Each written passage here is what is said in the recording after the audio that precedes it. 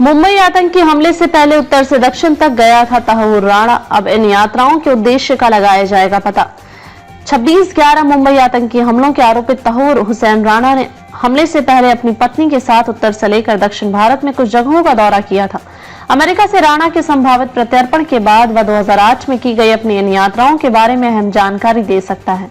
इससे इन यात्राओं की गुत्थी सुलझेगी। 64 वर्षीय राणा पाकिस्तान में जन्मा कनाडाई नागरिक है और पाकिस्तानी अमेरिकी आतंकी डेविड कोलमैन हेडली का करीबी सहयोगी है। ट्रंप ने दी प्रत्यर्पण की मंजूरी। 2023 में 14 साल की सजा पूरी करने के बाद से राणा लॉस एंजलिस के एक महानगरीय हिरासत केंद्र में निगरानी में है। अमेरिकी राष्ट्रपति डोनाल्ड ट्रंप ने घोषणा की है कि उनके प्रशासन ने राणा के भारत प्रत्यर्पण को मंजूरी दे दी है। उन्होंने उसे दुनिया की साजिशकर्ताओं और बहुत बुरे लोगों में से एक बताया। प्रत्यर्पण के बाद राणा इस मामले में अजमल कसाब और जबीउद्दीन अंसारी उर्फ अबू जुंदाल के बाद भारत में मुकदमे के लिए भेजे जाने वाला तीसरा व्यक्ति होगा।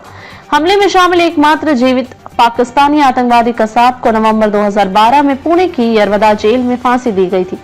राणा ने पत्नी के साथ किया था भारत का दौरा। 27 अक्टूबर 2009 को FBI द्वारा गिरफ्तार किए गए राणा को 2011 में NIA द्वारा भारतीय दंड संहिता की विभिन्न धाराओं और आतंकवाद के दमन पर सार्क सम्मेलन की धारा 6(2) के तहत आरोपित बनाया गया था। भारत में हेडली के कदमों का पता लगाते समय केंद्रीय सुरक्षा अधिकारियों ने पाया कि राणा ने 13 नवंबर से 21 नवंबर 2008 के बीच अपनी पत्नी सम्राज राणा अख्तर के साथ हापुड़, दिल्ली, आगरा, कोची, अहमदाबाद और मुंबई का दौरा किया था।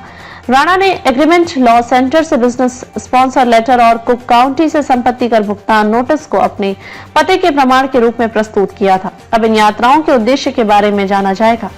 अधिकारियों ने कहा कि एक बार राणा को भारत लाने के बाद इन यात्राओं के उद्देश्य के बारे में जाना जाएगा। 2009 में गिरफ्तार होने के बाद राणा को 2011 में दोषी ठहराया गया और 14 साल की सजा सुनाई गई। राणा को डेनमार्क में आतंकी साजिश में मदद करने और आतंकी संगठन लश्कर-ए-तैयबा को सहायता देने के लिए मामले में अमेरिका में दोषी ठहराया गया था।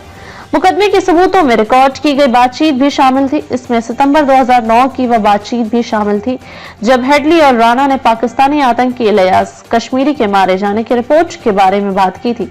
अन्य बातचीत में राणा ने हेडली से कहा था कि मुंबई नरसंहार में शामिल हमलावरों को पाकिस्तान का सर्वोच्च मरणोपरांत सैन्य सम्मान मिलना चाहिए।